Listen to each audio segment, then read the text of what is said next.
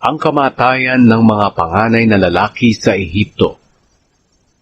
11 kabanata.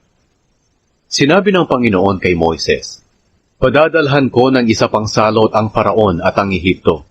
Pagkatapos nito, paaalisin na niya kayo. Itataboy pa niya kayo dahil gusto niyang makaalis agad kayo. Sabihin mo sa mga Israelita, lalaki man o babae, na humingi sila ng mga alahas na pilak at ginto sa mga kapitbahay nila na Ehipsyo. Niloob ng Panginoon na maging mabait ang mga Ehipsyo sa mga Israelita. At iginalang si Moises ng mga opisyal ng Faraon at ng mga mamamayan ng Ehipto. Kaya sinabi ni Moises sa Faraon, "Ito ang sinasabi ng Panginoon, dadaan ako sa Ehipto mga bandang hating gabi, at mamamatay ang lahat ng panganay na lalaki sa Ehipto, mula sa panganay ng Faraon, napapalit sa kanyang trono, hanggang sa panganay ng pinakamababang aliping babae. Mamamatay din ang lahat ng panganay ng mga hayop. Maririnig ang matinding iyakan sa buong Ehipto na hindi pa nangyayari kailanman, at hindi na mangyayari pang muli.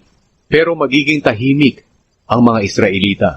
Kahit tahol ng asoy, walang maririnig.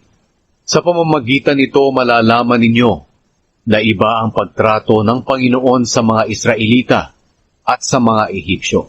Lahat ng iyong mga opisyal ay lalapit sa akin na nakayuko at magsasabi, 'Umalis ka na at isama mo ang mga mamamayang sumusunod sa iyo.' Pagkatapos nito, aalis na ako." At umalis si Moises sa harapan ng galit na Faraon.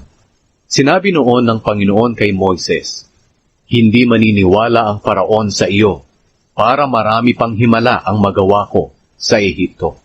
Ginawa nila Moises at Aaron ang mga himalang ito sa harap ng Faraon. Pero pinatigas ng Panginoon ang puso ng Faraon at hindi pinayagan ng Faraon na umalis ang mga Israelita sa kanyang bansa.